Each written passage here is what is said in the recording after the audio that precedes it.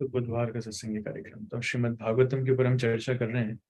और तृतीय स्कंद का 10वां अध्याय में आज चालू करना है, सृष्टि के विभाजन। तो आप लोग नवम अध्याय तक तो श्रीपाद कपिल मुनि से आपने श्रवण किया है, और नवम अध्याय का कुछ हिस्सा मैंने भी डिस्कस किया था।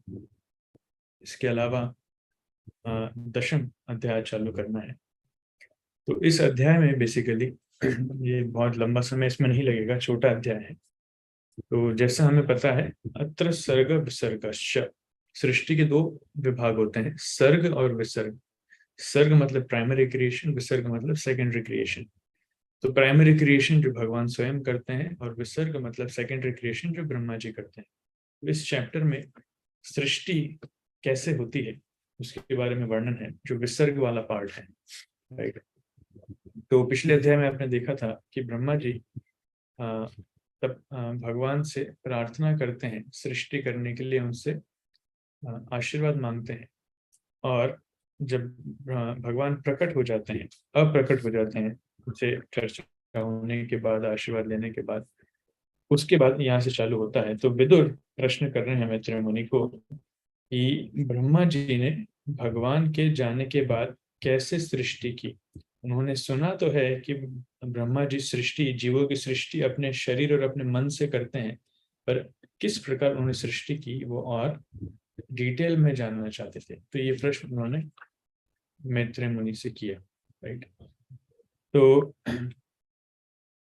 मैत्रेय मुनि जवाब दें इसके पहले सूत गोस्वामी एक श्लोक कह रहे हैं, जिसमें सूत गोस्वामी कहते हैं कि मैत्रेय मुनि ने जब इस प्रकार विदुर से सुना तो उन्हें काफी अच्छा लगा, और ही फेल्ट वेरी मच एनलाइवन्ड, उन्हें अपने आप में ज्ञान की अनुभूति हुई, राइट।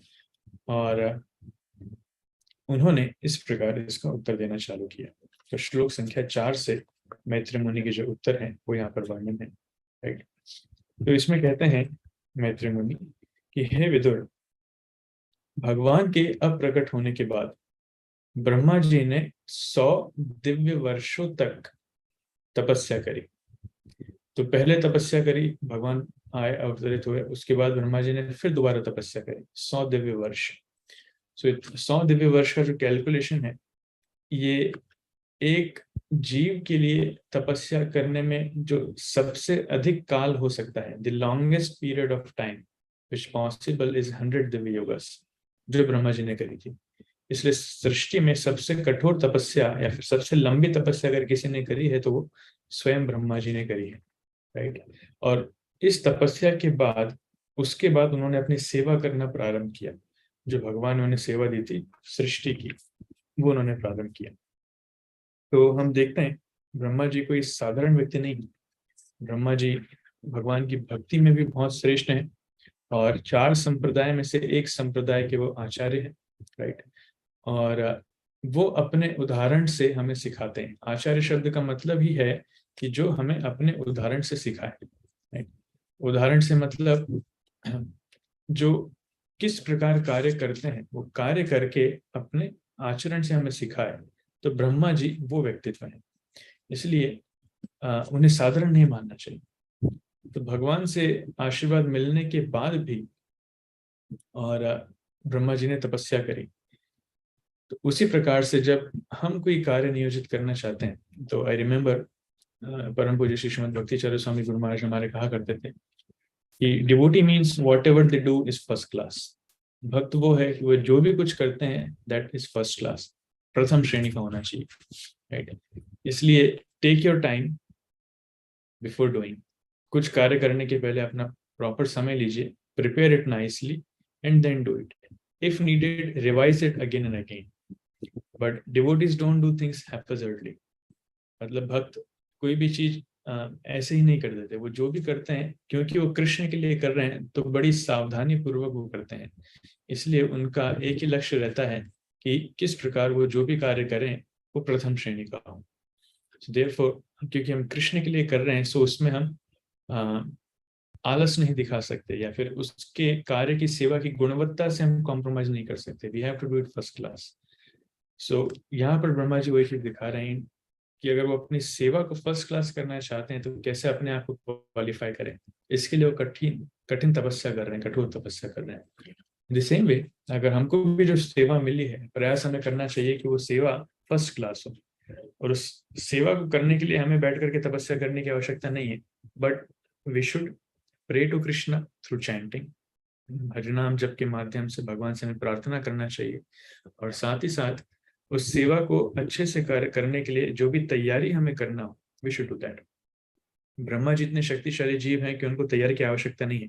आगे के श्लोकों में वर्णन आएगा कि सृष्टि करने के लिए भगवान ने अपनी सारी शक्ति ब्रह्मा जी को प्रदान की, राइट। इसलिए ब्रह्मा जी को कठिन मेहनत नहीं करना पड़ रहा है कुछ कार्य करने के लिए। भगवान जैसा सोच करके सृष्टि करते हैं, ब्रह्मा जी भी उसी प्रकार सोच विचार करके सृष्टि कर देते हैं, राइट। भगवान जैसे बाइबल में आता है ना, God God said let there be light and there was light, let there be creation and there was creation. तो भगवान को बस बोलने की देर है, सोचने की देर है, और वो चीज अपने आप प्रकट हो जाती है, वो सृष्टि अपने आप हो जाती है। उसी प्रकार से ब्रह्मा जी बस सोचने मात्र से ही सृष्टि हो जाती है, क्योंकि सृष्टि का कार्य करने के लिए भगवान ने अपनी सारी शक्ति ब्रह्मा जी को दी है। सो इतने योग्य ब्रह्मा जी कैसे हुए? उनकी इस भक्ति से, उनकी तपस्या से, because he always wanted to do first class. उसी प्रकार से जब भक्त लोग कृष्ण की सेवा में कुछ करना चाहते हैं, when their desire is sincere, वो सीरियसली सिंसियरली भगवान को कुछ प्रसन्न करना चाहते हैं, उनकी सेवा करना चाहते हैं, तो भगवान उन्हें शक्ति देते हैं। Krishna empowers them. तो उसी समय, उसी काल में, और भक्त लोग इतना कुछ महान कर जाते हैं जो दूसरों के लिए सोच पाना भी असंभव है। The best example we see Srila Prabhupada himself. Prabhupada ने अपनी ढलती उम्र में 70 साल के बाद जो अद्भुत कारनामा कर दिखाया, वो चमत्कार से कम नहीं। साधारण तो छोड़ो, दूसरा दुनिया में वैसा कोई व्यक्ति नहीं है जो इस प्रकार का कार्य अभी तक कर पाया। No one in the past has ever done. तो ये शक्ति कहाँ से आती है? बिकॉज श्रील प्रभुपाद वो अपनी सेवा में सिंसियर थे, राइट। उनके गुरु महाराज का आदेश पालन करने में वो सिंसियर थे।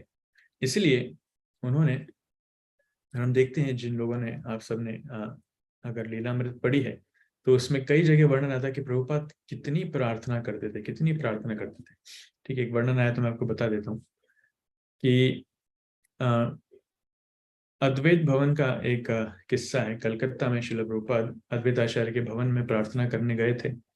तो वहां पर रात के समय जो पुजारी है उसको कुछ रोने की आवाज आती है। तो पुजारी थोड़ा सा डर जाता है, पर वो ध्यान नहीं देता, वो सोता रहता है। अगले दिन रात में फिर रोने की आवाज आती है। तो उस समय फिर वो उठ करके खिड़की से देखने जाता है, तो देखता है कि अभय बाबू, मतलब अभी सन्यास के पहले श्रील प्रभुपाद, उनका नाम था अभय बाबू। अभय बाबू वहां पर अद्वैत भवन में झाड़ू लगा रहे हैं रात में, आधी रात में, और झाड़ू लगाते लगाते रो रहे हैं और अद्वैत आचार्य से प्रार्थना कर रहे हैं कि आप मुझे शक्ति दीजिए, मुझे कृपा कीजिए, जिससे मैं अपने गुरुदेव का आदेश पूरा कर पाऊं। तो आधी रात में श्रील प्रभुपाद इस प्रकार झाड़ू लगाते लगाते रो रहे हैं और अपने गुरुदेव के आदेश को पूरा करने के लिए शक्ति मांग रहे हैं। ऐसे कितने किस्से हैं कि रूप गोस्वामी, सनातन गोस्वामी की समाधि के आगे श्रील प्रभुपाद कितना रोए हैं, कितना उनसे प्रार्थना की है कि आप कृपा कीजिए, जिससे मैं गुरुदेव का आदेश पूरा कर पाऊं, ये कृष्ण भक्ति का आंदोलन का प्रचार कर पाऊं। तो ये जो 43 साल श्रील प्रभुपाद ने भारत में काटे हैं प्रचार करने के लिए, फिर गुरुदेव का आदेश प्रयास करने के लिए, पूरा करने के लिए, वो बहुत कठिन समय था। लेकिन हमेशा वो भगवान पर आश्रित थे, हमेशा अपना प्रार्थना वाला स्वभाव, मूड उन्होंने बनाए रखा। हर जगह आचार्य से प्रार्थना करते थे। उन्हें खुद पर इतना विश्वास नहीं था, लेकिन उन्हें गुरु के आदेश पर विश्वास था, और महाप्रभु की भविष्यवाणी पर विश्वास था, और जानते थे कि ये दोनों भगवान चाहते हैं, मेरे गुरुदेव चाहते हैं तो अवश्य होगा। इसलिए उनसे वो एम्पावरमेंट मांगते थे, वो शक्ति मांगते थे। And finally it happened. जिस प्रकार से कृष्ण ने उन्हें शक्ति दी वो अचिंत्य थी। 10 साल के अंदर इतना प्रचार करना, it was beyond anyone's understanding, beyond, मतलब किसी की भी कल्पना शक्ति से ऊपर है, राइट। तो यहाँ पर ब्रह्मा जी 100 साल फिर तपस्या किए हैं, और 100 साल के बाद ब्रह्मा जी क्रिएशन करना चालू कर रहे हैं। कैसे कर रहे हैं? ब्रह्मा जी जिस कमल पुष्प पर हैं, कमल पुष्प पर वहां पर बैठे हैं, और वो कमल पुष्प जो है, अभी वो कमल पुष्प हिलने लगा है। पहले तो एकदम अपने प्लेस पर था वो, अभी वो कमल पुष्प हिलने लगा है और ब्रह्मा जी भी हिल रहे हैं, थोड़ा सा टेंशन में है। क्यों हिल रहे हैं? क्योंकि वहां पर बहुत तेज हवा चल रही है। उस हवा के कारण कमल पुष्प भी हिल रहा है जिस पे ब्रह्मा जी बैठे हैं, और जो पानी है, नीचे का पानी, वो भी हिल रहा है। राइट। तो प्रभुपाद जी इस तात्पर्य में समझाते हैं कि जो भी व्यक्ति इस भौतिक जगत में है, ये भगवान की माया शक्ति इस प्रकार कार्य करती है कि कुछ ना कुछ विघ्न उसके सामने आएंगे और कुछ ना कुछ चिंताओं में उसको डाला जाता है। राइट। तो ये ब्रह्मा जी के लिए पहली पहली परीक्षा थी, एक प्रकार से बोला जाए, क्योंकि अभी भौतिक सृष्टि वो करने वाले हैं। तो भौतिक सृष्टि करने के पहले ही माया का प्रभाव वहां पर दिखने लगा। हाँ। सो ये माया के प्रभाव में था, लेकिन ब्रह्मा जी इससे विचलित नहीं हुए। थोड़े से चिंतित जरूर हुए, लेकिन विचलित नहीं हुए। और ब्रह्मा जी ने अपनी शक्ति से क्या किया, उस हवा को और उस पानी को, दोनों को पी गए। ब्रह्मा जी सच पावरफुल है। तो हवा और पानी दोनों को पी गए। उसके बाद जो फूल था वो हिलना बंद हो गया, वो एक जगह स्टैटिक हो गया। और अब ब्रह्मा जी अपने तपोबल और अपने ज्ञान के बल पर वो उन्होंने इस हवा और पानी को पिया, और उसके बाद ब्रह्मा जी अपनी शक्ति से और विशेषकर भगवान की शक्ति को प्राप्त करके वो क्रिएशन करना वहां पर चालू करते हैं। वो सोचते हैं कैसे क्रिएट किया जाए। राइट। तो यहाँ पर वर्णन है कि ब्रह्मा जी ने सबसे पहले तीन लोक मतलब उच्चतर, मध्यम और निम्नतर, इन तीन लोगों की श्रेणियां, या फिर कहा जाए 14 प्लानिटरी सिस्टम्स, 14 प्लानिटरी सिस्टम, 14 प्रकार के लोक हैं, वो ब्रह्मा जी ने क्रिएट किए। Let me see if I can show you a chart.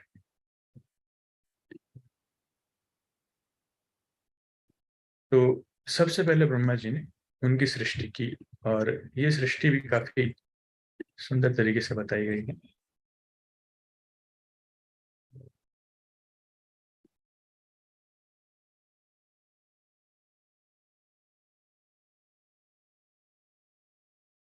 या थोड़ा क्लियर नहीं है ये। तो उच्चतर लोक, मध्यतर लोक और निम्नतर लोक। राइट। जिसमें बीच के जो प्लैनेट्स हैं वो हैं भूर लोक, जिसमें पृथ्वी एक है। इसके ऊपर जो आते हैं जिन्हें स्वर्गलोक कहा जाता है, उसमें आते हैं भूवर लोक, स्वरलोक, महरलोक, जनलोक, तपलोक और सत्यलोक। सत्यलोक ब्रह्मा जी का ही लोक है एक प्रकार से। और इसके नीचे जो लोक हैं जिन्हें पाताल लोक कहा जाता है, उसमें आते हैं अतल, वितल, सुतल, तलातल, महातल, रसातल और पाताल।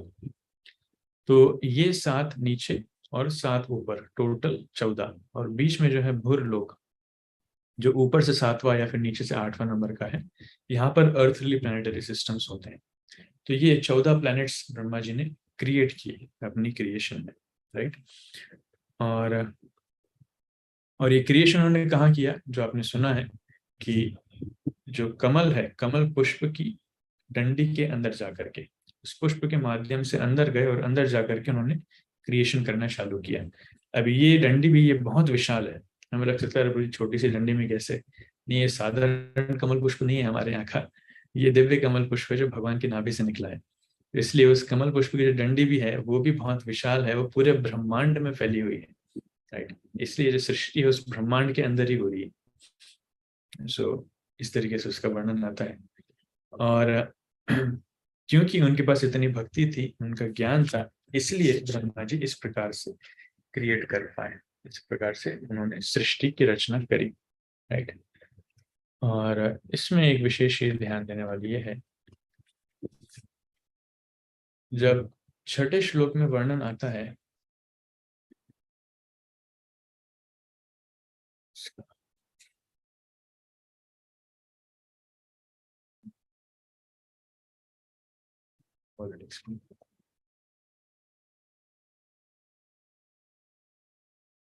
तो ब्रह्मा जी ने इस प्रकार उनकी सृष्टि करी। अब इसमें से जानने वाली बात यह है कि ये जो ऊपर के जो प्लानिटरी सिस्टम्स हैं, मतलब सत्यलोक, तपलोक, जनलोक और महरलोक, ये चार जो सिस्टम्स हैं, प्लानिटरी सिस्टम्स, ये नष्ट नहीं होते हैं। ये टेम्पररी डिवास्टेशन में या फिर क्षणिक जो प्रलय होती है उसमें नष्ट नहीं होते हैं। प्रलय भी 3 प्रकार की होती है। ये कब नष्ट होते हैं? जब पूरा ब्रह्मांड खत्म होता है द्विपरार्ध के बाद, मतलब जब ब्रह्मा जी की आयु हो जाती है उस समय ये नष्ट हो जाते हैं। पर इसके पहले जब ब्रह्मा जी सोने जाते हैं रोजाना, तो उस समय भी सृष्टि ध्वंस होती है, तो उसमें ये 4 प्लेनेटरी सिस्टम्स नष्ट नहीं होते हैं। क्यों नहीं होते हैं? क्योंकि इनमें रहने वाले जो जीव हैं उनकी तपस्या और उनकी भक्ति बहुत ज्यादा है। तो उनकी इस दिव्य तपस्या भक्ति के कारण उनको ये रेसिडेंस परमानेंट मिलता है, जब तक परमानेंट डिस्ट्रक्शन नहीं है। इसलिए टेम्पररी डिस्ट्रक्शन में ये डिस्ट्रक्ट नहीं होते हैं, ये लास्ट में इनका डिस्ट्रक्शन होता है, राइट। बस ये छोटा सा पॉइंट इसमें और एक्सप्लेन करेंगे। और इसके बाद फिर बीच में अचानक से विदुर मैत्रेय से प्रश्न पूछते हैं कि समय क्या है? अब समय के बारे में बताइए, उस समय के लक्षण क्या है? थोड़ा सा समय या फिर काल के बारे में जानना चाहते हैं। तो मैत्रेय मुनि उसको बहुत डिटेल में एक्सप्लेन नहीं करते हैं, सिर्फ 2 श्लोकों में बता देते हैं समय के कैरेक्टरिस्टिक। तो समय भगवान की एक शक्ति है, और उसके जो सिम्टम्स हैं इस भौतिक जगत में, समय जब इस भौतिक जगत में आता है तो प्रकृति के तीनों गुणों से मिलने के कारण यहाँ पर बहुत सारी वस्तुओं का निर्माण होता है, ध्वंस होता है। इसलिए भौतिक जगत में समय 3 भागों में बांटा जाता है, एक भूतकाल, एक वर्तमान काल और एक भविष्य, राइट। तो ये वहां पर उनको एक्सप्लेन करते हैं। बट समय अपने आप में बहुत पावरफुल है। भगवत गीता में समय के ऊपर बहुत कुछ बताया गया है। ये समय ही है, भगवान खुद कहते हैं कि समय वो खुद है। भगवत गीता में जब समय का वर्णन आता है तो कहते हैं कि ही इज द टाइम। और आध्यात्मिक जगत में, भौतिक जगत में समय का कार्य करने की श्रेणी अलग है। लेकिन क्योंकि यहाँ पर भौतिक जगत का एक्सप्लेनेशन है तो हम लोग उसी से सीमित रहेंगे। तो इस समय अलग अलग चलता है। समय 24 घंटे में विभाजन उसका है। 24 घंटे भी तीनों गुणों में विभाजित होते हैं। सुबह का समय जो है सत्वगुण का रहता है, दोपहर का रजोगुण का और रात का तमोगुण का। फिर यही जब आगे बढ़ता है तो 1 साल के अंदर इसका विभाजन आता है, राइट। इसके बाद 1 साल में भी अलग अलग सीजन्स आते हैं जो टाइम रोटेशन पे चलता है, तो समय हमेशा चक्र में चलता है। इसके बाद युगों का वर्णन आता है, कलयुग, त्रेता युग, द्वापर युग, सतयुग। तो ये सभी युग भी जो हैं, ये सभी युग, इसमें भी कुछ ना कुछ प्रकृति के गुण प्रधान है। जैसे सतयुग वो सत्व गुण प्रधान है, त्रेता युग उसमें सत्वगुण प्लस रजोगुण प्रधान है, द्वापर युग उसमें रजोगुण प्लस तमोगुण प्रधान है, और जो कलयुग है वो मोस्टली तमोगुण का है। तो इस प्रकार से उसका क्लासिफिकेशन आता है। ऐसे बहुत डिटेल में उसको क्लासिफाई करते हैं, पर यहाँ पर ज्यादा उसको वर्णन नहीं दिया गया है।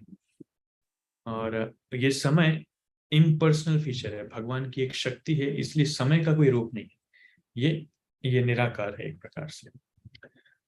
और एक श्लोक इसमें बहुत अच्छा बताते हैं, 13वें श्लोक में वर्णन आता है, यथे दान तथा ग्रेश पश्चात अप्येतद् ईदृशम्। मतलब ये सृष्टि जैसी अभी है, पहले भी ऐसी ही थी और भविष्य में भी ऐसी ही होगी। तो कभी कभी लोग कहते हैं कि जी सृष्टि चेंज हो रही है, या फिर समय के साथ साथ ये क्रिएशन भी बदल जाती है। नहीं, ऐसा नहीं है। हाँ, समय के साथ साथ जैसे द्वापर युग अभी गया है, तो द्वापर युग के बाद जब कलयुग आता है, तो द्वापर युग काफी अच्छा युग था। कलयुग लौह युग है, इसमें मशीन्स प्रोमिनेंट हो जाती हैं, लोगों को इतनी अहमियत नहीं मिलती। द्वापर युग में लोगों को अहमियत थी, यहाँ पर मशीनों का युग है। तो टेक्नोलॉजिकल एडवांसमेंट बहुत ज्यादा है, इसलिए हमें समय परिवर्तित होते हुए दिखता है। लेकिन ऐसा नहीं कि ये सिर्फ अभी कलयुग में हो रहा है, ये हर कलयुग में होता है। जब भी कलयुग आएगा, टेक्नोलॉजी या फिर इस प्रकार की आयरन टेक्नोलॉजी, मशीन्स प्रोमिनेंट हो जाएंगी। फिर सतयुग आएगा तो सारी मशीन्स खत्म हो जाएंगी, लोग ज्यादा सात्विक हो जाएंगे अपने आप में। तो इस प्रकार समय परमानेंटली घूमता रहता है। तो ये जैसा पहले था अभी वैसा है, आगे भी वैसा है, आगे भी वैसा ही रहेगा। तो कभी कभी लोग जो ये जानते नहीं है तो वो हैरान हो जाते हैं, आश्चर्यचकित हो जाते हैं कि टेक्नोलॉजी ने कितना एडवांसमेंट कर लिया, कितनी कितनी सारी चीज। ये हर कलयुग में होता है। Nothing nothing big, nothing surprising in this. हर कलयुग में टेक्नोलॉजी इतनी एडवांसमेंट करती है और इससे बहुत ज्यादा एडवांसमेंट आगे करेगी, राइट। और इसके बाद ब्रह्मा जी जो है उनकी 9 प्रकार की सृष्टि वो करते हैं। तो ये 9 प्रकार की सृष्टि समय के कारण होती है, समय के साथ उसको एक्सप्लेन करते हैं। और इस 9 प्रकार की सृष्टि में सबसे पहली जो सृष्टि है वो है महत्तत्व। महत्तत्व या फिर जिसमें भौतिक इंग्रेडिएंट्स, द मटेरियल इंग्रेडिएंट्स अपने सम टोटल में वहां पर रहते हैं, राइट। और where in the modes interact due to the presence of the supreme lord. तो पहले महातत्व की सृष्टि होती है, महातत्व के बारे में आप सुन चुके हैं, मैं उसको एक्सप्लेन ज्यादा नहीं करूंगा। इसके बाद जो सृष्टि होती है वो होती है अहंकार, क्योंकि अब ग्रह नक्षत्र तो हो गए, अब इसमें जीवों का प्रवेश होने वाला है। जब जीवों का प्रवेश होने वाला है तो जीव अपने आप को भौतिक जगत में आत्मा के रूप में नहीं जानते, वो अपने आप को शरीर के रूप में जानते हैं, राइट। तो आत्मा अपने आप को शरीर कब समझेगी, जब उसके अंदर ये मिथ्या अहंकार आएगा। ईगो मतलब आइडेंटिटी, अपनी पहचान, और मिथ्या अहंकार मतलब अपनी गलत पहचान लगाना। जब जीव अपने आप को शरीर समझता है, ये भी ब्रह्मा जी की एक क्रिएशन का पार्ट है। ब्रह्मा जी इस प्रकार से अपनी शक्ति से क्रिएट करते हैं कि जितने भी जीव इस भौतिक जगत में आएंगे वो अपने आप को शरीर मानेंगे। This is called false ego. इसलिए जब इस भौतिक जगत से जाते हैं तो सबसे आखिरी की कवरिंग कौन सी होती है? False ego. आत्म साक्षात्कार जो है ये काफी कठिन हो जाता है, क्योंकि अपने आप को शरीर से अलग आत्मा समझना इट्स वेरी डिफिकल्ट। इसको पढ़ना सुनना आसान है, बोलना आसान है, बट इसको रियलाइज करना बहुत कठिन है कि हम वाकई में आत्मा हैं। हमें शरीर से अलग हैं, उस शरीर से अलग होकर आत्मा के लेवल पर स्थित होना इट्स वेरी डिफिकल्ट। तो ये दूसरी सृष्टि में आता है, which is called false ego, right. और इसके बाद तीसरी सृष्टि में आता है the sense perceptions. Sense perception मतलब तन मात्र, हमारे इंद्रियों से अनुभव होने वाला सुख और दुख। आंखों से जो हम सुंदरता या फिर सौंदर्य या फिर कुछ खराब देखते हैं तो उसकी जो अनुभूति होती है वो, त्वचा से हम कुछ नरम या फिर खुरदुरा महसूस करते हैं तो वो अनुभूति। ऐसे नाक से जब हम सूंघते हैं खुशबू या फिर बदबू है तो उसकी अनुभूति। वैसे इंद्रियों से जो जो अनुभूति होती है, सेंस परसेप्शंस, वो तीसरी क्रिएशन में आते हैं।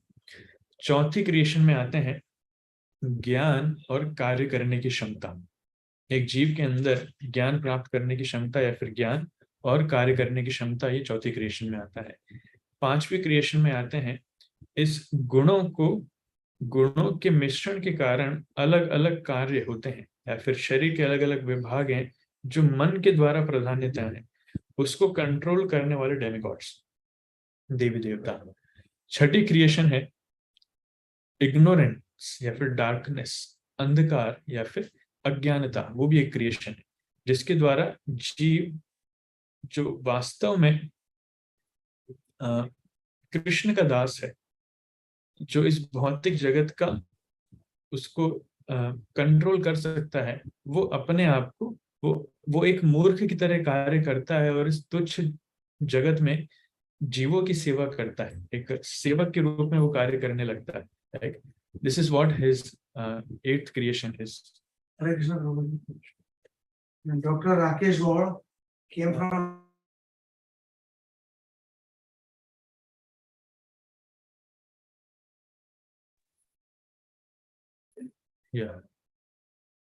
तो इस तरह मूर्ख की तरह वो कार्य करने लगता है, और ये मुख्यतः होता है भगवान की माया शक्ति के कारण।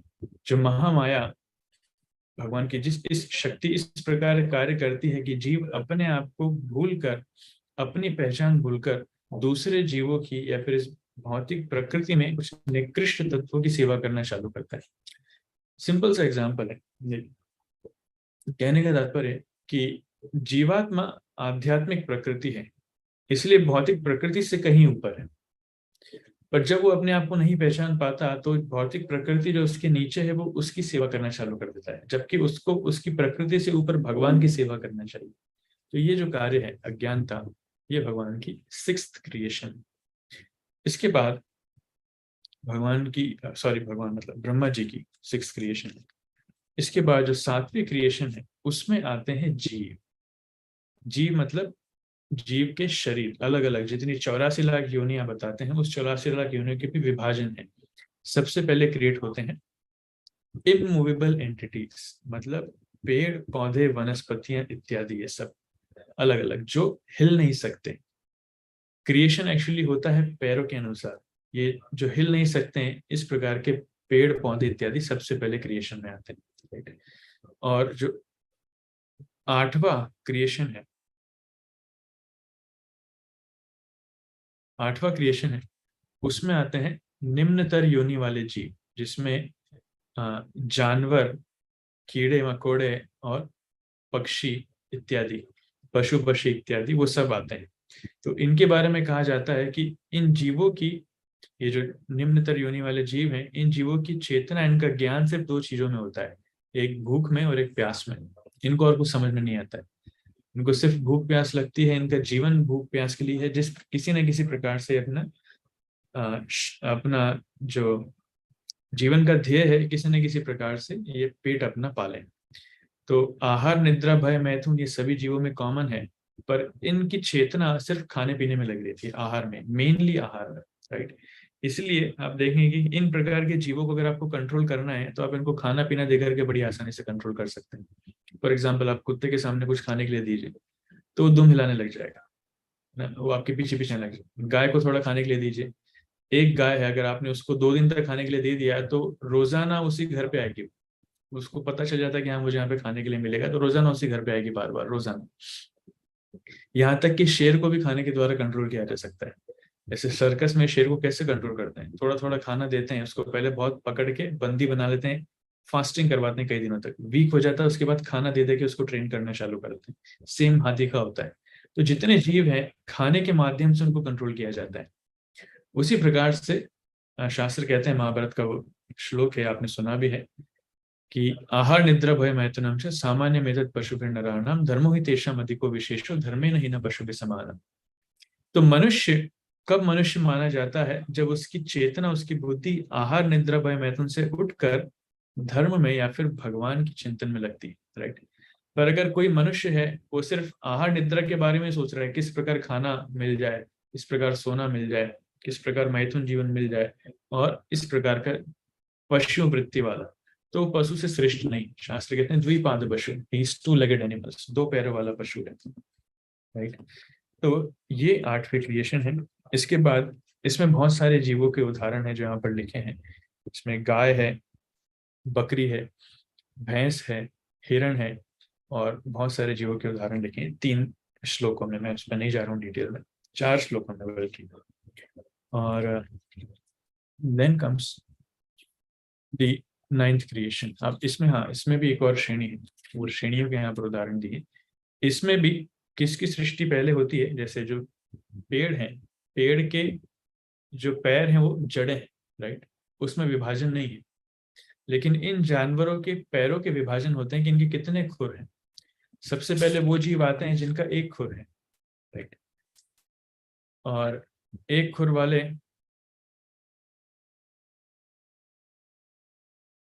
5 उदाहरण इसमें दिए हैं।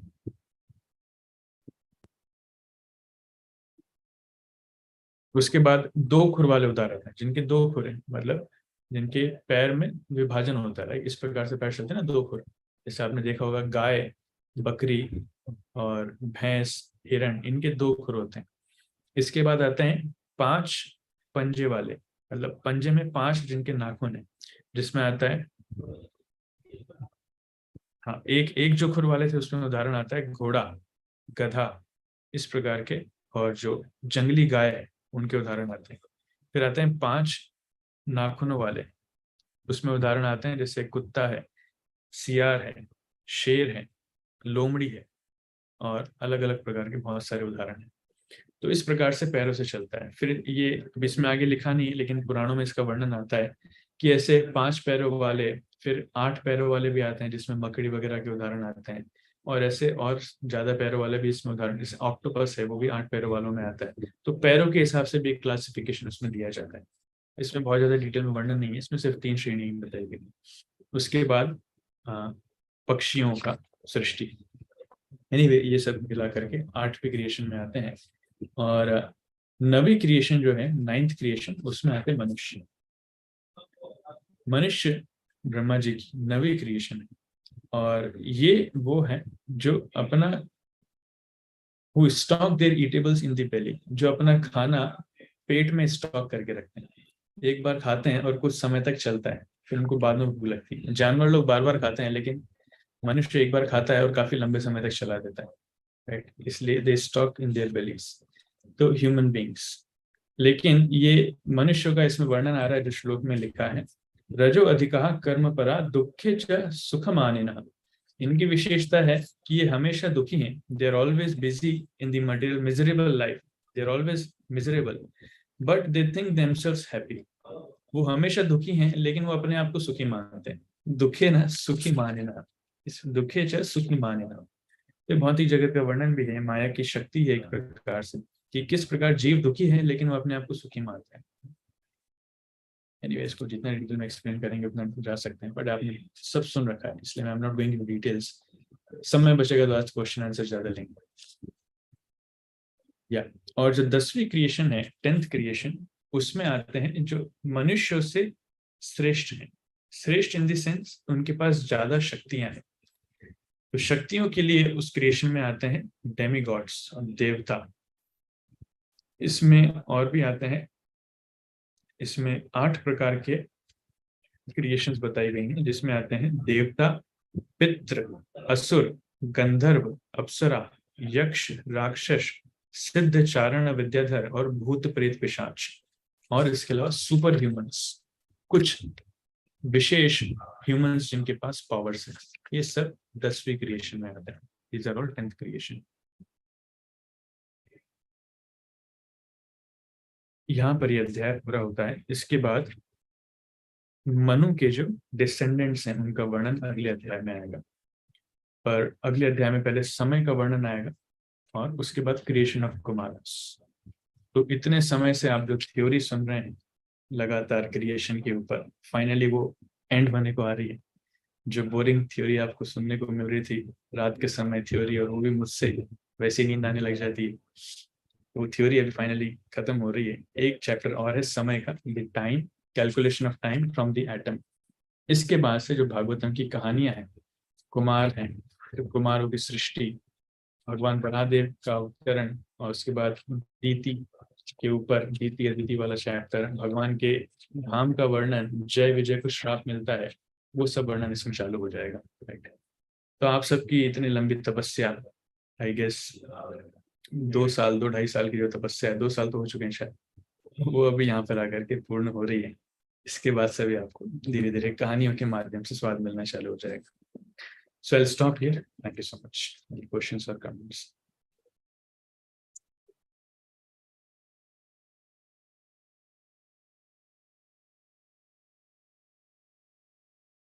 क्वेश्चन तो ये होगा प्रभु जी, क्वेश्चन पूछने के लिए कुछ समझ में भी तो आना चाहिए। कुछ समझ में ही नहीं आया, क्वेश्चन क्या पूछेंगे। ठीक है, रीता माता जी।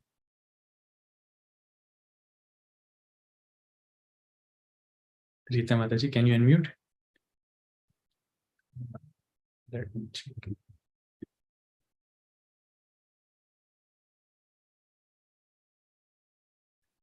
अभी अनम्यूट कर सकते हैं।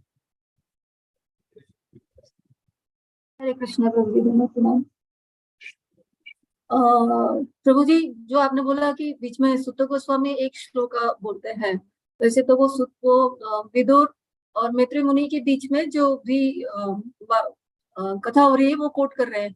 तो उसमें शिला प्रभुपाद ने तात्पर्य में लिखा है कि कुछ हुआ, मतलब जो ओरिजिनल जो कथा हो रही थी सुखदेव गोस्वामी और परीक्षित महाराज के बीच में, तो उस टाइम पे बीच में कुछ व्यवधान पड़ा। तो एग्जैक्टली क्योंकि कहते हैं कि भागवतम में जो भी श्लोक है बहुत इंपॉर्टेंट है, उसके पीछे कुछ ना कुछ रीजन है, तो वहाँ पे एग्जैक्टली क्या हुआ होगा? नहीं, एक्चुअली और प्रभुपाद उसमें लिखते हैं, ऐसा लगता है कि व्यवधान पड़ा, it appears that there is a break, लेकिन है नहीं, क्योंकि सूत गोस्वामी ने वहां पर कथा के बीच में कुछ नहीं बोला था।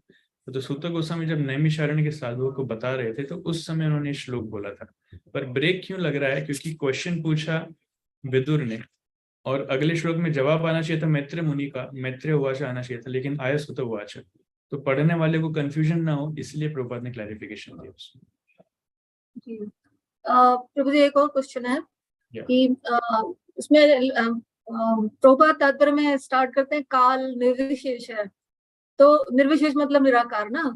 तो हम तो अभी तक मतलब स्कॉम में आने से पहले यही सुनते थे कि जो भगवान शिव जी हैं वो महाकाल है, और गोलोक चार्ट में भी जो लोअर हाफ है सदा शिव लोक का जो लोअर हाफ है वो महाकाल लोक कहलाता है, तो फिर वो क्या है एग्जैक्टली, फिर वहां पे क्या है, कुछ तो विशेष होगा।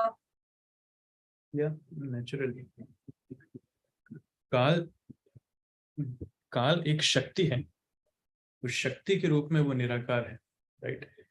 पर महाकाल शिव जी को कहा जाता है, महाकाल का अपना एक रूप है और शिव जी का अपना एक फंक्शन है जिसका मेन कार्य है डिस्ट्रक्शन करना, राइट। तो उसमें से एक प्रोमिनेंट फिगर है शिव जी, ही कंट्रोल्स टाइम। बिकॉज एक जगह भगवत गीता में बोलते भी हैं कालो अस्मि लोकक्षयकृत प्रवृद्ध लोकान, तो भगवान खुद कहते हैं मैं काल भी हूँ। तो यस, भगवान इज टाइम ऑल्सो, बिकॉज इस भौतिक प्रकृति में काल जो है वो बहुत प्रधान, it is very powerful, right? But the manifestation of that powerful energy of Krishna here in this material world is through Lord Shiva, but that potency is impersonal. Clear? So शक्ति अपने आप में impersonal है, but हम ऐसा मान सकते हैं कि वो जैसे भगवान की क्रिएट करने की शक्ति अभी ब्रह्मा जी के थ्रू मैनिफेस्ट हो रही है, राइट। तो ब्रह्मा जी भी इस क्रिएट करने की शक्ति को कंट्रोल कर रहे हैं, बट अल्टीमेटली ये भगवान से आ रही है। उसी प्रकार से काल भगवान की शक्ति है, लेकिन शिव जी इसको कंट्रोल कर रहे हैं इस भौतिक जगत में, क्योंकि शिव जी दुर्गा के हस्बैंड है। He is the controller of the Maya Devi, so therefore he is controlling time also in the form of Mahakal. But the potency, जो शक्ति अपने आप में वो इम्पर्सनल है, जैसे सूर्य की किरण वो इम्पर्सनल है, राइट। फिर महाकाल लोक में एग्जैक्टली क्या है वहां पे? महाकाल लोक में महाकाल भगवान की बहुत सारे डायरोमाज हैं, पिक्चर्स हैं, मूर्तियां हैं, अलग अलग लीलाएं हैं। उनका डायरोमाज या फिर आर्टिफैक्ट्स बना रखे हैं, फाइबर रिलीफ्स वगैरह बना रखे हैं। आपने देखा नहीं अभी तक? महाकाल लोक में जो गोलोक चार्ट में जो सदाशिव लोग दिखाते हैं ना, अपर हाथ, वाह, लोअर हाथ। मुझे लगा उज्जैन गवर्नमेंट का महाकाल लोक।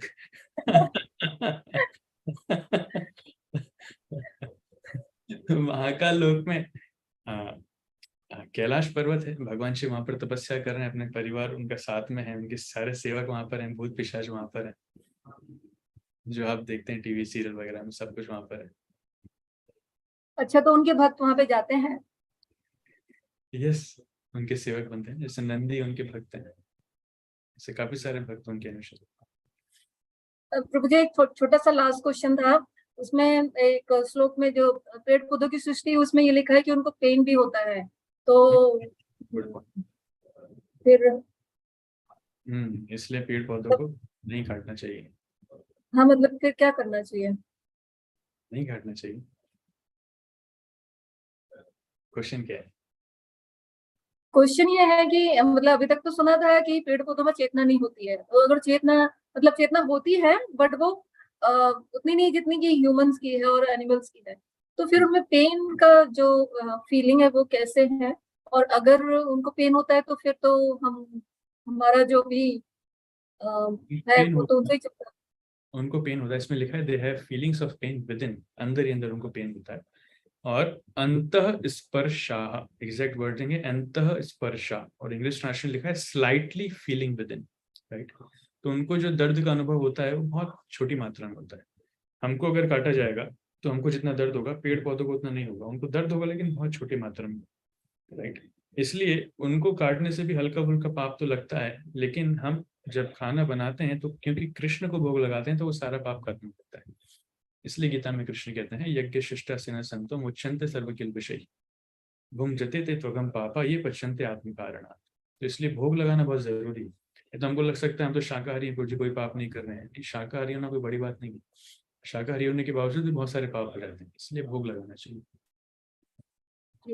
थैंक यू प्रभु जी। हरे कृष्ण। Thank you. नीतीश। हरे कृष्णा प्रभु जी। दंडवत। हाँ, प्रभु जी, जो 9 प्लेनेटरी सिस्टम आपने बताए थे उसमें डायमेंशंस अलग अलग होती है, जैसे हमारा भौतिक जगत 3 डायमेंशंस में है, तो बाकी के जो प्लेनेटरी सिस्टम्स हैं वो 3 डायमेंशन से परे हैं या इसी में आते हैं? डायमेंशंस मतलब? जैसे कि हमारा जो भूलोक है उसमें 3 डायमेंशंस है, 3D, और उसके बाद में जैसे ऊपर जब जाएंगे अपर प्लेनेटरी सिस्टम में तो वहां पर जो डायमेंशंस हैं वो चेंज हो जाते हैं या वो हमारे ही वाले डायमेंशंस पर रहते हैं? मुझे पता नहीं, मैंने कभी सुना नहीं इस बारे में। जो भी है वो रियलिटी है, इतना पता है। डायमेंशंस कितने हैं पता नहीं, डायरेक्शंस कितने ये जरूर पता है, 10 डायरेक्शन होते हैं, 10 डायरेक्शंस। डायमेंशंस को मैंने सुना नहीं कभी। ओके प्रभु जी, हरे कृष्ण। इति माता जी। Hare Krishna, Prabhuji. Dandavat Pranam. Prabhuji, this question is not related with this session Today's session was very good. I hope we'll come to know more about the pralay. 3 types of pralay आपने बताया, कभी elaborate करिएगा. एक question है, I was reading about karma. Going from before one book. that, thank you for bringing. मैं उसमें बता नहीं पाया, I was actually rushing. वो 3 प्रकार की प्रलयों का इसमें वर्णन है. Let me know. Can you find out the text? Which text is that? Prabhuji, I don't have Bhagavatam open right now. वो तो गड़बड़ी है ना. ठीक है, it is text 14.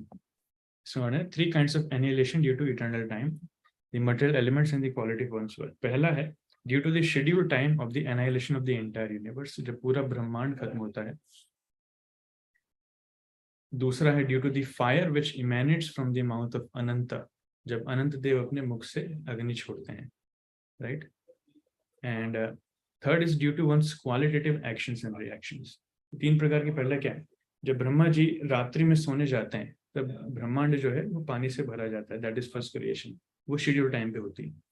फिर ब्रह्मा जी जब उठते हैं तब दोबारा क्रिएशन होती है, but this is temporary in nature, right. क्योंकि पानी ऊपर आता है फिर पानी चला जाता है. दूसरा क्या है, when this is more permanent creation, जब अनंत देव अपने मुख से अग्नि जला करके पूरा ब्रह्मांड नष्ट कर देते हैं, that happens at the end of Brahma's life. तो इसमें संस्कृत में नाम भी है आत्यंतिक, और एक और कुछ नाम है, फॉरगॉट, इसमें लिखा नहीं है. और तीसरा है due to one's qualitative actions and reactions, जब एक जीवात्मा अपने कर्मों के फल से मुक्त होता है या फिर भक्ति करने के माध्यम से भौतिक जगत से मुक्त होता है, तो उसके लिए उसकी भौतिक अस्तित्व खत्म हो जाता है. That is also destruction for him. तो यहाँ से फिर आध्यात्मिक जगत जब चला जाता है, दिस इज थर्ड डिस्ट्रक्शन, जो उसके लिए मुक्ति है एक प्रकार से, लेकिन भौतिक सेंस में देखा जाए तो उसके लिए वो डिस्ट्रक्शन है. Thank you, Prabhuji. So my question was different. I was trying to read about the karma and also from the videos of senior Prabhujis. So 3 types of karma are described in the videos: Sanchit karma and Prarabdha and Kriyaman karma. So he also said that ki Kriyaman karma is something that which is in our control. So I want to understand what is in our control in the Kriyaman karma. The reactions, because destiny or Prarabdha, it is said that ki wo hamare samne hai. वो situation हमारे सामने वैसी ही आएगी और destiny के हिसाब से, but then it is already predestined. But how we will react and how we will act in that situation, that particular call, that is in our control. But it's not clear. Is it possible to understand for some example? Yes, it's very simple, माता जी. Destiny के द्वारा fixed क्या है? The amounts of suffering, pains and happiness, that is fixed. सुख या दुख वो fixed है. ये सुख या दुख किस तरीके से मिलेगा, this is not fixed, right. जैसे कई बार लोग उनको पूर्वाभास हो जाता है या फिर किसी से पूछताछ करके वो पता कर लेते हैं कि ठीक है आज मेरा एक्सीडेंट होने वाला है तो आज मैं नहीं जाता हूँ, तो उन्होंने उसको उस समय तो अवॉइड कर दिया, लेकिन वो दुख किसी ना किसी दूसरे फॉर्म में उनको मिल जाएगा, बड़ी जल्दी मिल जाएगा. सो इस प्रकार से अगर हमने इमीडिएट वो वाला पेन अवॉइड कर दिया, वो दुख अवॉइड कर दिया, तो वही दुख किसी ना किसी दूसरे फॉर्म में मिलेगा. But the amounts of suffering, pains and happiness, that is fixed. तो जो आप बता रहे हैं कि हमारे हाथ में कभी कभी हम चेंज कर सकते हैं, so we can change the arrangements of the things, but we can not change the happiness and distress which is going to come through the karma. वो सिर्फ भक्ति के माध्यम से ही करते हैं. उसी प्रकार से हम जो कार्य कर रहे हैं, राइट, वो कार्य करने से, ये उसकी एक डेफिनेशन ये भी है, ये कार्य करने से हम नया कर्म क्रिएट करते हैं. सो हम किस प्रकार का कार्य करेंगे ये हमारे ऊपर है, राइट. इसको हम उदाहरण देते हैं, आपने पहले भी सुना होगा. मान लीजिए आपके कर्मों के फल से आपको फ्लाइट में बैठने का मौका मिला. It is something like you are sitting in a flight, the flight has taken off, अभी आप हवा में हैं, तो आपके पास फ्लाइट से जंप करने का ऑप्शन नहीं है। अभी आपको फ्लाइट में ही बैठना पड़ेगा, लेकिन फ्लाइट में अंदर बैठ करके आप क्या करते हैं ये आपकी चॉइस है। आप चाहें तो मोबाइल चला सकते हैं, वीडियो गेम खेल सकते हैं, आप चाहें तो भगवत गीता पढ़ सकते हैं, आप चाहें तो जप कर सकते हैं, किसी को प्रचार कर सकते हैं, सो सकते हैं, किसी के साथ लड़ाई झगड़ा कर सकते हैं। So that is your choice. So तो the past karma, the reaction has come in the form of, उसने आपको एक सिचुएशन में डाल दिया है कि आप फ्लाइट में हैं, लेकिन उस फ्लाइट में रहते रहते भी आप कौन सा कार्य करेंगे that is your own choice. इसलिए कर्म हमें एक सिचुएशन में डाल देते हैं। फॉर एग्जाम्पल, जैसे आपको इस बॉडी में उन्होंने दिया है, so you are into women body, that is because of the karma. भगवान ने आपको एक प्रकार की बुद्धि दी है, that is because of your Karma. कई लोगों से आपकी बुद्धि ज्यादा अच्छी है, लेकिन आपकी बुद्धि से भी अच्छे वाले और भी बहुत सारे लोग हैं, that is because of your Karma. So how do you use your body and how do you use your intelligence in this life, in these circumstances which are given to you by your karma? That is your free will, right? Prabhuji, how much this is in our control? Well, it's completely in your control. आप पूरी तरीके से भक्ति कर सकते हैं सब कुछ छोड़ छाड़ के। नहीं तो आप थोड़ा थोड़ा भी कर सकते हैं। Thank you so much, Prabhuji. धन्यवाद प्रभु। हरे कृष्ण। प्रभात हो।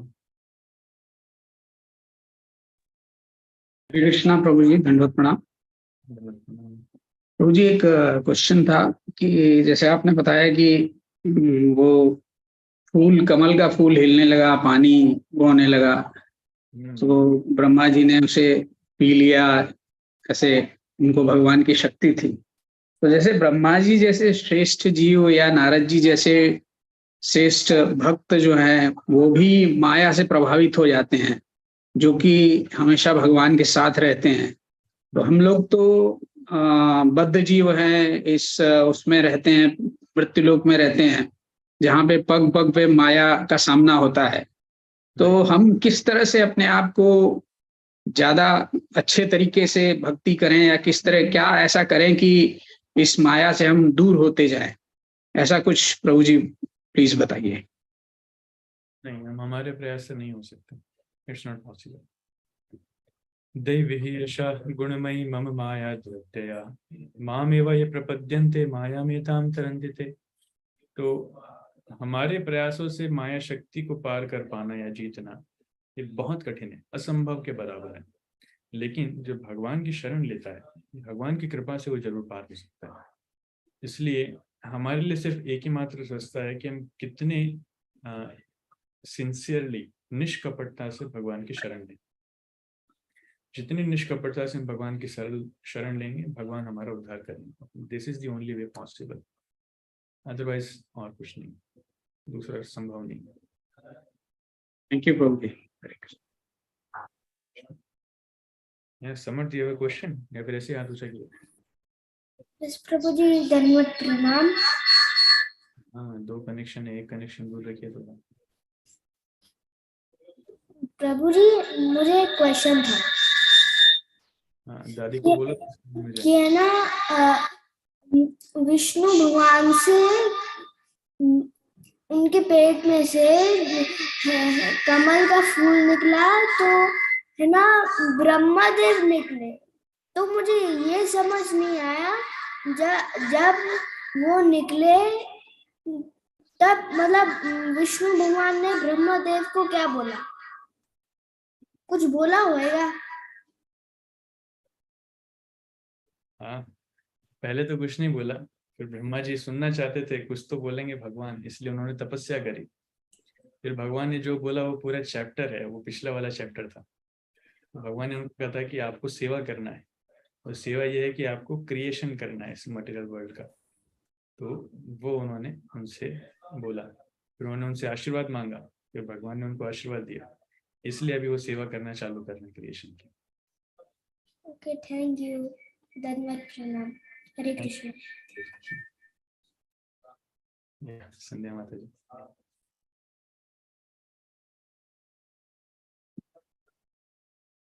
संध्या माता जी, हाँ, आपको अनम्यूट करना पड़ेगा।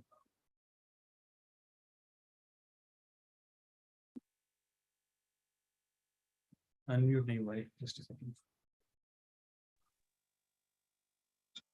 हरे कृष्ण हरे कृष्ण। जी। थैंक यू सो मच प्रभु जी, आपने आज जैसा बताया 2 साल 2.5 साल से आप भागवतामृत आप समझा रहे, सिखा रहे। Thank you so much. हम सभी नागदा डिवोटीज और सभी ऑल ओवर वर्ल्ड से जो जुड़ते हैं, सभी की तरफ से बहुत बहुत धन्यवाद, कोटि कोटि प्रणाम आपको और इस ग्रेस कपिल मुनि प्रभु जी को। प्रभु जी, नहीं तो हम ये भागवतम ना तो हम समझ पाते ना हम पढ़ पाते, लेकिन आपने हमें प्रेरित किया, आपने हमें समझाया भगवान के बारे में। Thank you so much.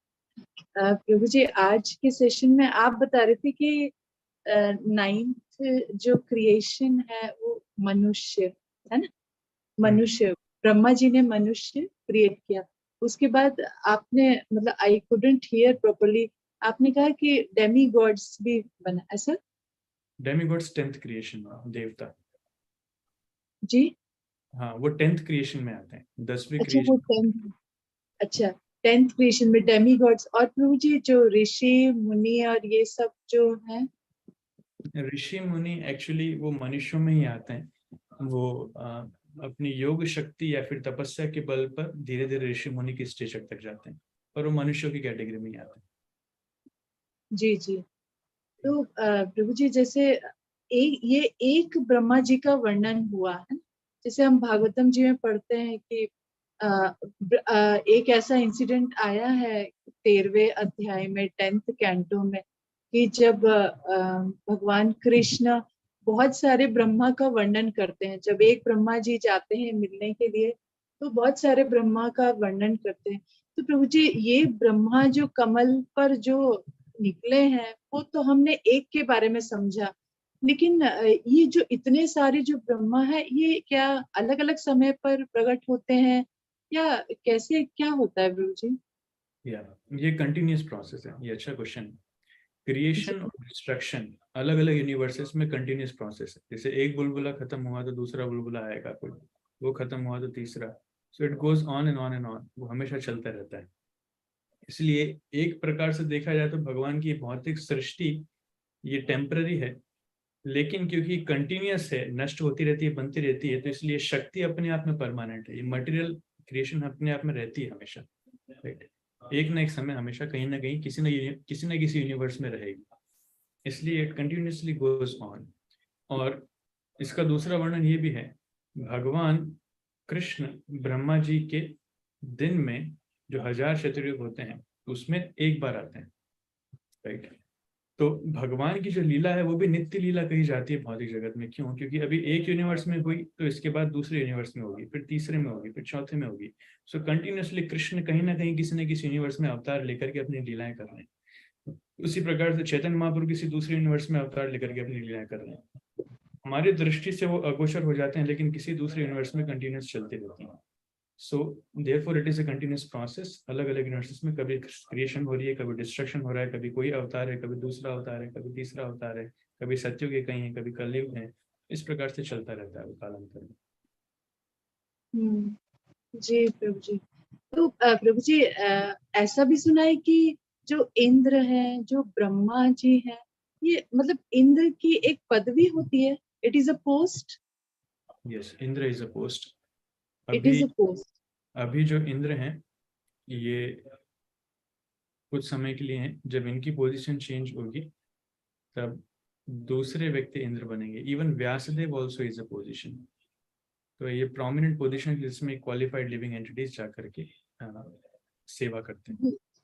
तो प्रभु जी, who is entitled to become Indra और व्यासदेव और ये जो डेमी गॉड्स है, ये भी एक पोस्ट होती है क्या? Yeah, all the demigods are post except Lord Shiva. Right? भगवान शिव जी तत्व अलग हैं, वो कृष्ण के ही अवतार हैं। उनको छोड़ करके बाकी जितने डेमिगॉड्स हैं, their positions and living entities, they when they are specially powerful, qualified with those qualities, वो पोजीशंस वो जाकर के लेते हैं, राइट। तो प्रभु जी, हर ब्रह्मांड में ऐसे अलग अलग देवी देवता बनते रहते हैं? हाँ, यस, बिल्कुल। तो who are these देवी देवता? वो भी फॉल डाउन हो जाता है? और क्या मनुष्य भी देवी देवता, मतलब कहीं ऐसा कुछ ऐसा भी पढ़ने में आया है कि ये जो मनुष्य है वो भागवतम में आप श्रवण करेंगे माता जी, नहुष नाम के एक राजा थे। जब स्वर्ग के राजा इंद्र यहाँ पर आकर के सुअर बन गए थे, तो उस समय नहुष नाम के राजा स्वर्ग में इंद्र बन गए थे। फिर वो इंद्र की वाइफ शची उससे अट्रैक्ट हो गए थे, उसके साथ वो गलत संपर्क करना चाहते थे, तो ऋषियों ने उन्हें श्राप देकर के वहां से हटा दिया था। राइट, ये स्टोरी भागवतम के अंदर ही आती है। जी जी। इस प्रकार से पोजीशंस चेंज होती है। कितनी बार राक्षस लोग आक्रमण करके स्वर्ग से इंद्र को भगा देते हैं और वो लोग कंट्रोल करने लग जाते हैं। So they take the control of all the departments. जैसे हिरण्यकशिपु का वर्णन आता है, तो उसने सारे डेमिगॉड्स को अपने कंट्रोल में रख लिया था। तो सूर्य भी उसके आदेशानुसार कार्य कर रहा है, तो हवा भी उसके आदेशानुसार चल रही है। So all the demigods they are working as per the direction of Hiranyakashipu. वो इतना पावरफुल था। सो ये वर्णन तो हमको भागवतम में मिलते हैं। प्रभु जी, बस एक बात समझ में आती है कि मतलब वाकई ये जो सृष्टि है, जो ब्रह्मांड है, इट्स सो अनइमेजिनेबल। मतलब जितना पढ़ते जाओ, सुनते जाओ, और भी उसके आगे और कुछ नया पता चलता रहता है।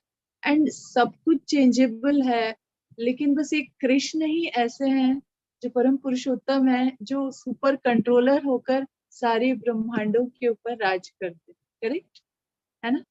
कृष्ण कभी चेंज नहीं होते हैं। Krishna is same one. Krishna change हो जाएंगे फिर भगवान कैसे? Krishna is the same. Krishna is same.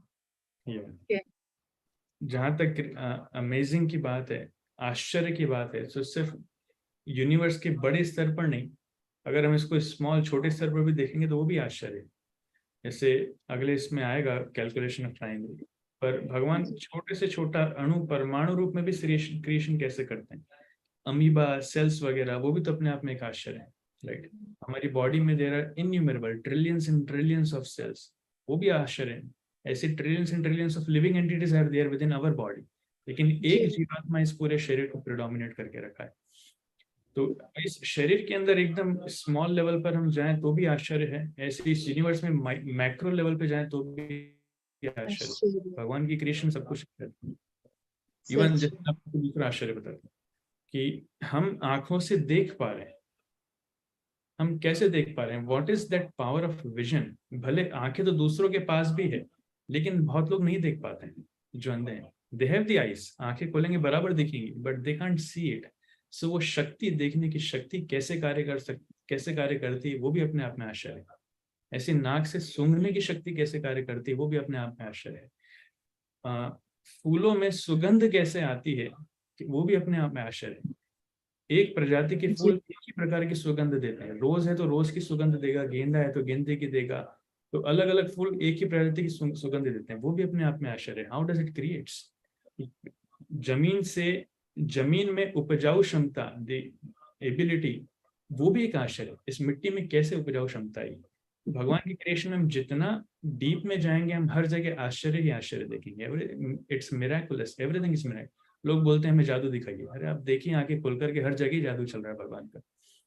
ठीक है, हम रोटी बनाते हैं, अगर आप रोटी बनाने के प्रोसेस पे भी जाएंगे तो गेहूं जमीन पे लगता है। राइट, उस गेहूं से पौधा होता है, फिर उस पौधे से हम गेहूं निकालते हैं, फिर उससे उसको हटाकर हम साफ करते हैं कचरा, और फिर उसको पीस करके हम फाइन आटा बनाते हैं। उस आटे में भी एक पर्टिकुलर मात्रा का पानी मिक्स करना पड़ता है, जिससे हम उसका डो बनाते हैं। राइट, फिर उसको भी हमको बेलना पड़ता है थोड़ा पॉलीथिन के साथ, फिर उसको भी आंच पे एक प्रॉपर सेकना पड़ता है, पहले तवे पे, फिर उसके बाद आग पे, उसके बाद वो फूलती है, उसके बाद वो खाने योग्य बनती है।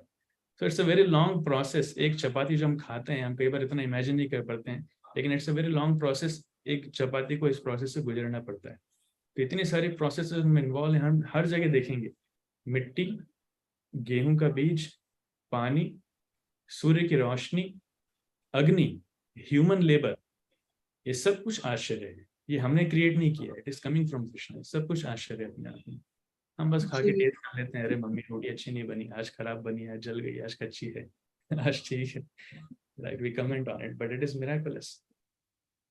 जी, thank you so much. Thank you.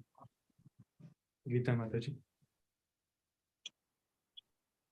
Prabhu ji, second last shloka में लिखा है कि जो भूत प्रेत होते हैं वो भी देवताओं की कैटेगरी में आते हैं, लेकिन भूत प्रेत तो वो लोग बनते हैं ना जो जिनकी अकाल मृत्यु होती है, जो सुसाइड करते हैं। तो जब अभी भी उनके कर्म बंधन बाकी हैं, they are not as pious as the demigods, then why they are considered among devatas? Prabhupada तात्पर्य में इसका उत्तर देते हैं। प्रभुपाद लिखते हैं, the spirits and jinn mentioned in this connection are also counted among the demigods because they are able to perform uncommon functions not possible for man. क्योंकि वो ऐसे असाधारण कार्य करने की क्षमता रखते हैं जो एक साधारण मनुष्य के लिए संभव नहीं। आप जो कह रहे हैं वो सही है, पर यहाँ पर डेमिगॉड्स को जो क्लासिफिकेशन है, वो क्लासिफिकेशन मनुष्यों के कंपैरिजन में उनके पास असाधारण क्षमताएं हैं उस बेसिस पर है, राइट। वास्तव में अगर इन 8 में से देखा जाए तो वास्तविक देवता जो हैं, जो पहली श्रेणी में आते हैं, वही पितरों को भी आप देवताओं में नहीं बोल सकते हैं, असुरों को भी देवताओं में नहीं बोल सकते हैं, अप्सराओं को, गंधर्वों को भी हम प्रॉपर डेमिगॉड नहीं बोल सकते हैं, उनको सेमी गॉड बोल सकते हैं। कई बार प्रभुपाद सेमी गॉड भी यूज करते हैं। भूत प्रेत इनको हम नहीं बोल सकते हैं। सुपर ह्यूमंस, जिनके पास सुपर ह्यूमंस की पावर है, तो क्लासिफिकेशन जो है वो शक्तियों के आधार पर है, राइट। लेकिन ये हमने सुना है कि भूत प्रेत तो असहाय होते हैं, उनको भूख प्यास लगती है, लेकिन they can not eat because they don't have the body. तो फिर वो तो शक्ति नहीं हुई ना। हाँ, कुछ शक्तियां नहीं है, लेकिन ऐसी कुछ शक्तियां हैं जो मनुष्य के पास नहीं है। लाइक दे कैन फ्लाई, वो उड़ सकते हैं। They can travel without legs, बिना चले उड़ करके ट्रैवल कर सकते हैं। They can over possess a body, किसी के शरीर को कंट्रोल कर सकते हैं अपनी इच्छाओं को पूर्ति करने के लिए, राइट। तो इस प्रकार की बहुत सारी शक्तियां हम लोग के पास रहती हैं जो एक साधारण मनुष्य के पास नहीं है। जी। और ये पितृ एग्जैक्टली कौन होते हैं? पितृ किनको बोलते हैं एग्जैक्टली? पितृ हम समझते हैं, आप जो समझते हैं वही पितृ हैं। तो पितृ बनने के लिए भी स्पेशल क्वालिफिकेशन चाहिए। आई मीन पितृ सभी हैं, बट पितृ लोग जाने के लिए स्पेशल क्वालिफिकेशन चाहिए। हर कोई पितृ लोग नहीं जाता है। जिसने अच्छे कर्म किए हैं, इसलिए पितृ लोग जो हैं वो एक प्रकार से उस उच्चतर श्रेणियों में भी आते हैं। जैसे डेमिगॉड्स की श्रेणी में पितरों का वर्णन है, उसी प्रकार से जो पायस लिविंग एंटिटीज हैं वो कुछ समय के लिए पितृलोक में जाते हैं, जो अपने पितरों से आसक्त हैं मेनली, राइट। वो पितृलोक में जाते हैं, उन पितरों का यहाँ पर वर्णन है। Otherwise the normal cycle is लोग स्वर्ग या नर्क में अपने कर्मों का भोग करके फिर जानवर या मनुष्य की श्रेणियों में जाते हैं, वो नॉर्मली चलता है। गीता में इसका विश्लेषण होता है, पितृन्यांति पितृवताः। गीता में कृष्ण कहते हैं जो पितरों की पूजा करते हैं वो पितरों के पास जाते हैं, वो गीता में वर्णन आता है। हाँ, लेकिन जो जो विंडो ओपन होता है ना श्राद्ध के टाइम का 15 दिन का, तो वो तो हम सब लोग करते हैं, लेकिन जरूरी नहीं कि उनके जो भी पूर्वज है वो पितृलोक में गए हो। तो ये स्पेसिफिकली उस लोक पे जो लोग जो रहते हैं उनके लिए है ना, वो जो विंडो है वो पितरों के लिए जनरली भी है। मान लीजिए कोई पितर नर्क में गए, राइट, तो पुत्र, नाम पुत्र शब्द का मतलब ही यही है जो उनको नर्क से बचाए उस श्राद्ध क्रिया के माध्यम से। तो वो ये क्रियाओं के माध्यम से उनका पुण्य क्रिएट करता है, राइट। इसलिए उनका जो कष्ट है, जो पनिशमेंट का पीरियड है, वो वहां पर कम होता है। सो सिर्फ पितृलोक वाले नहीं, लेकिन पितृ कहीं भी हो, स्वर्ग में हो चाहे नर्क में हो, चाहे कहीं भी हो, इस क्रियाओं के माध्यम से उनको स्पिरिचुअल या फिर रिलीजियस बेनिफिट मिलता है, इसलिए क्रियाएं आवश्यक होती हैं। अच्छा, मतलब हम लोग जो वर्ड यूज करते हैं वो एग्जैक्टली मतलब उन पितरों के, एग्जैक्टली वो जो पितृलोक में रह रहे हैं उनके लिए नहीं है वो। हाँ, वो सबके लिए, भले पितृलोक में हो चाहे कहीं और। यहाँ जिन पितरों का वर्णन है ये पितृलोक वाले पितर हैं। जी, थैंक यू प्रभु जी। कीर्ति मलिक माता जी। हरे कृष्ण प्रभु जी। हरे कृष्ण जी, जैसे कहते हैं कि इस मृत्यु लोक में जो भी देह लेकर आया उसको देह त्याग कर जाना ही होता है। जैसे भगवान श्री राम आए, श्री कृष्ण भगवान आए, वो भी देह त्याग के गए। लेकिन जैसे पार्वती माँ ने एक मतलब मनुष्य का ही जन्म लिया था, लेकिन वो तपस्या करके शिव जी से उनका विवाह हुआ और वो उसके बाद तब से अभी तक ही है, उन्होंने देह का त्याग नहीं किया। तो ये कैसे संभव हुआ? या नाइस क्वेश्चन। थोड़ा सा हमको विश्लेषण पढ़ना पड़ेगा। पार्वती माता जब सती के रूप में थे तब उन्होंने देह त्याग किया था, और भगवान विष्णु ने उनके देह के टुकड़े टुकड़े किए थे, जिसमें से एक टुकड़ा उज्जैन में गिरा था जो हरसिद्धि नाम से फेमस है। जो 52 शक्ति कहते हैं। तो वो शरीर के बाद पार्वती का शरीर उनको आया था, पर क्योंकि ये मनुष्य के शरीर में लीला नहीं कर रहे हैं, इसलिए उनका देह त्याग करने का जो अवधि है वो मनुष्य वाला नहीं है, ये देवताओं के शरीर में लीलाएं कर रहे हैं। इसलिए पार्वती माता जब शरीर छोड़ेगी तो वो बहुत लंबे समय होगा। लेकिन शिव जी, हाँ, it's a very beautiful question. Shiva ji जो कंकाल की या फिर क्या बोलते हैं उसको, खोपड़ियों की माला पहनते हैं, what do we call exactly, तो वर्णन आता है कि वो जो कंकाल है, जो खोपड़ियां, वो किसकी हैं? वो पार्वती की हैं। पार्वती जब शरीर छोड़ती हैं तो एक एक खोपड़ी उसको माला में वो पहन लेते हैं। तो इतनी सारी उनके उसमें माला में है, इसका मतलब पार्वती ने इतने सारे शरीर चेंज किए हैं। आंसर्स? तो अभी मतलब कुछ समय बाद पार्वती माँ भी अपना देह छोड़ेंगी। राइट राइट, वो कुछ समय बहुत लंबा समय है, हमारे तो लाखों करोड़ों जन्म भी निकल जाएंगे उसमें, तो उनका समय बहुत लंबा समय है। और जैसे कहते हैं कि वो शिव जी की शक्ति थी, तो पहले तो वो उनकी शक्ति ही थी, पर जब महाराज दक्ष ने उनको वरदान के रूप में मांगा था और मतलब संसार के संचालन के लिए शक्ति की जरूरत थी, तब उन्होंने सती माता के रूप में जन्म लिया था। और उसके बाद बस पार्वती माँ का है, और एक और मत्स्य कन्या के रूप में जन्म लिया था, एक कन्या कुमारी माता के रूप में जन्म लिया। ऐसे मतलब सिर्फ 5-6 रूप का ही वर्णन है। और दुर्गा के रूप तो भागवतम में ही वर्णन आते हैं, जो कृष्ण स्वयं बताते हैं। भगवान के जन्म से ठीक पहले उनका जन्म होता है, नहीं, भगवान के जन्म के ठीक बाद उनका जन्म होता है यशोदा के पेट से। तो 8 रूपों का वर्णन तो कृष्ण स्वयं वहीं पे करते हैं, पर इसके अलावा भी दुर्गा के बहुत सारे रूप हैं, पर ये अवतार के रूप में माने जाते हैं। ये जन्म नहीं है, ये अवतार है, राइट। जैसे कृष्ण अवतार लेते हैं, ऐसे देवी देवता भी, जैसे शिव जी बहुत सारे अवतार लेते हैं, जिसमें से काल भैरव हैं या फिर अलग अलग प्रकार के हैं। तो उसी प्रकार से पार्वती भी बहुत सारे अवतार लेती है, सारे उनके अवतार। मतलब जैसे एक पूरा बचपन से लेके जो बड़े होते हैं, वो प्रोसेस तो सिर्फ 2 में ही बताइए, एक सती माता में, एक पार्वती माता में, और एक मत्स्य कन्या के रूप में जब उन्होंने जन्म लिया था उसमें। बाकी में तो मतलब वो शॉर्ट टाइम, जैसे काली माता का वो रूप लेती है तो वो एक शॉर्ट टाइम के लिए होता है, और जैसे वो दुर्गा बनती है तो एक शॉर्ट टाइम के लिए होता है, फिर वो जो उनका उद्देश्य है वो पूरा हो जाता है, तो वापस से अपने पार्वती की फॉर्म में ही आ जाती है। राइट। तो उसमें तो उनका देह विसर्जन तो होता नहीं है, तो उनका वो कपाल शिव जी के पास कैसे जाता है? राइट, आप थोड़ा सा इसको और विश्लेषण में समझेंगे ना। जैसे मैं कृष्ण से इसकी तुलना करता हूँ, कृष्ण पूर्ण पुरुषोत्तम भगवान है, लेकिन वो अलग अलग अवतार लेते हैं, जिसमें से कुछ अवतार ऐसे हैं जिनका माता पिता के द्वारा जन्म होता है, जो बच्चे होते हैं फिर धीरे धीरे बड़े होते हैं। लेकिन कुछ अवतार ऐसे होते हैं जिनका कोई माता पिता नहीं, जैसे नरसिंह देव। नरसिंह देव का कोई माता पिता नहीं, वो खंबे से प्रकट होते हैं, अपनी लीला पूरी करने के बाद वो चले जाते हैं। लेकिन राम के रूप में हो, चाहे वामन देव के रूप में हो, या फिर कृष्ण के रूप में हो, तो उनके माता पिता हैं, राइट। लेकिन इसका मतलब ये नहीं है कि वो राम के रूप में कोई भौतिक शरीर लेकर के आए हैं, नहीं, उनका शरीर आध्यात्मिक है। भले राम के रूप में है, लेकिन वो अवतार ही माने जाएंगे। उसी प्रकार से पार्वती माता जब भी अवतार लेती हैं, तो कुछ अवतार ऐसे हैं जिसमें माता पिता के थ्रू आती हैं, बड़ी होती हैं, लीलाएं करती हैं। कुछ अवतार ऐसे हैं जो आते हैं डायरेक्टली असुर का संहार करने के लिए अवतार लिया, फिर वापस चले गए।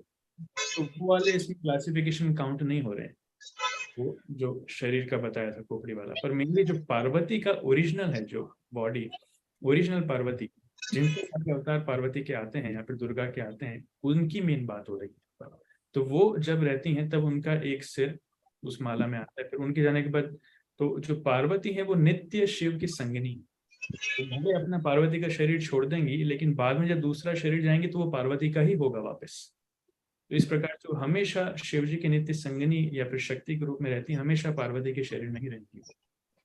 आंसर? एक चीज और, जैसे शिव जी को बोलते हैं कि वो निराकार है और ना आदि है ना उनका अंत है, तो जैसे कहते हैं कि सबसे पहले इस ब्रह्मांड में विष्णु भगवान थे, तो शिव जी कब से हैं? विष्णु भगवान से पहले या उनसे भी पहले या फिर साथ में?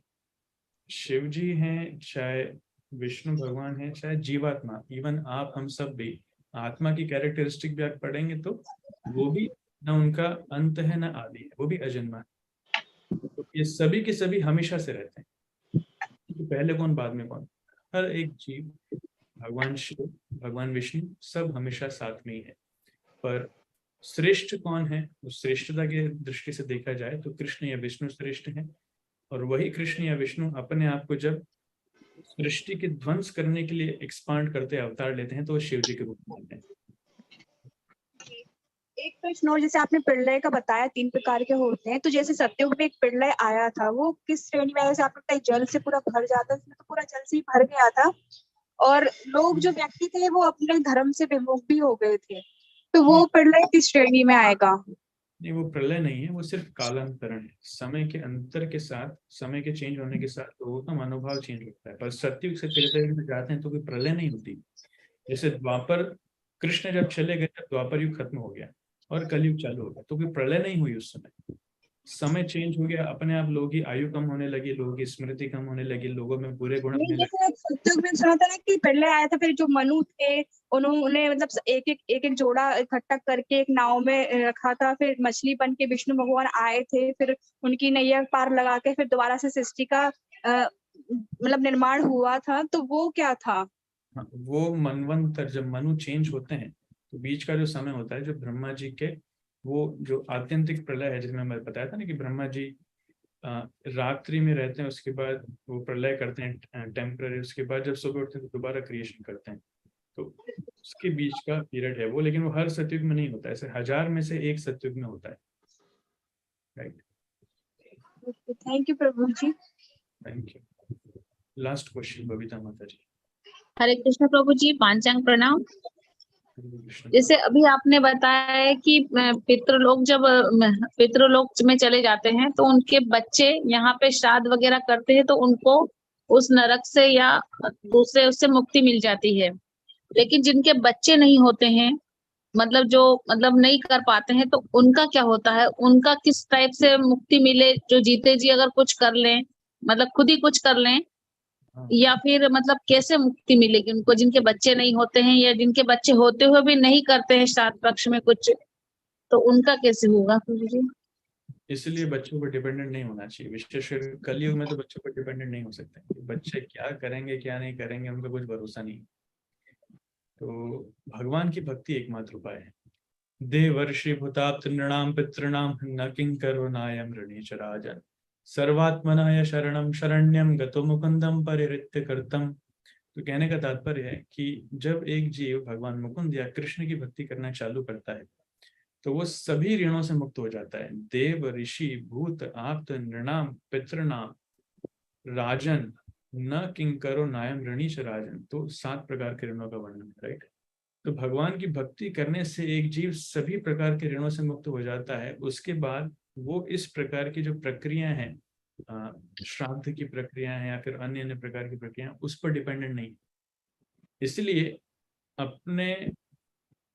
अपनी मुक्ति के लिए या फिर अगर कोई ज्यादा चिंतित है तो दृढ़ भाव से शुद्ध रूप से भगवान कृष्ण की भक्ति करे और अपने आप को परम धाम गोलोक में वो स्थापित करे। तो उसके बाद बच्चे क्या करेंगे क्या नहीं करेंगे उस पर डिपेंडेंट ही नहीं रह जाता, वो वैसे मुक्त हो जाएगा कृष्ण की कृपा से। This is the only solution. Hare Krishna प्रभु जी, धन्यवाद, प्रणाम। हरे Krishna, thank you so much. So I never expected so many questions will come, but happy to see. So हम ये तक रखते हैं। श्रीमद् भागवतम की जय, जगत गुरु श्री संवेद गौर भक्तवृंद की जय।